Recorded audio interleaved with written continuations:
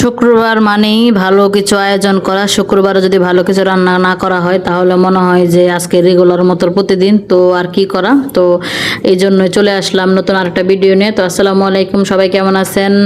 আপনাদের দোয়ায় আমি অনেক অনেক ভালো আছি। আশা করি আপনারাও অনেক ভালো আছেন। ভালো থাকতে হবে অবশ্যই। আমরা এখানে যারা ফেসবুকে কাজ করতে আসছি, আসলে আমরা যদি একে অপরের কষ্ট না বুঝি, দুঃখ না বুঝি, তাহলে তো হবে না। আসলে সবার ভালো সবার দেখতে হবে, সবার জন্য সবাই দোয়া করতে হবে, এটাই আর কি। সবার কাছ থেকে তো সবাই আসলে ভালোবাসা পাওয়া যায় না।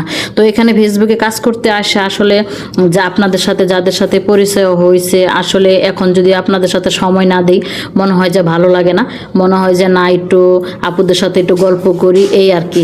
তো যাই হোক, প্রতিদিনের মতো নতুন একটা ভিডিও নিয়ে আসলাম। তো আজকের ভিডিওটা একটু শুক্রবার দিনের ভিডিও বলে কথা। তো আপনাদের ভাইয়াও আজকে বাসায়, তো মেয়েরও তো আজকে স্কুল বন্ধ। শুক্রবার মানে ভালো কিছু হতেই হবে, না হলে তো চলবেই না, এই আর কি। তো এখানে আমি কি কি আজকে রান্না করব এটাই আপনাদের সাথে একটু ধরবো। তো অবশ্যই সবাই একটু গঠনমূলক কমেন্ট করে যাবেন। তো ওইদিকে দেখেন আমি পেঁয়াজ কষাইতেছি, গরুর মাংসটা রান্না করব, এটা কষাইতেছি। তো এখানে মশলাগুলো আমি আগে একটু তেল তেল না, হলুদ, মরিচ, লবণ, জিরার গুঁড়ো, এগুলো সবগুলো মশলা আমি আর কি একসাথে একটু মিশিয়ে রাখছিলাম আর কি। তো যাই হোক, এটাই আমি কষায় নিব। আমি এখানে কষায় নিব আর একটু পোলাও রান্না করে নিব। তো মাংসটা কিন্তু আমি মশলাটা আগে ভালো করে কষিয়ে নিব। অনেকে বলে যে হ্যাঁ, ভালো করে কষালে নাকি তরকারি মজা হয়। এটা আসলে ভুল ধারণা। যদি ময় মশলা তরকারিতে না দেওয়া হয় তাহলে কি যতই আপনি কষান না কেন তরকারি কি এত মজা হবে? আসলে সব কিছুর প্রয়োজন, একটা তরকারি মজা হইতে গেলে সব কিছুর প্রয়োজন আছে।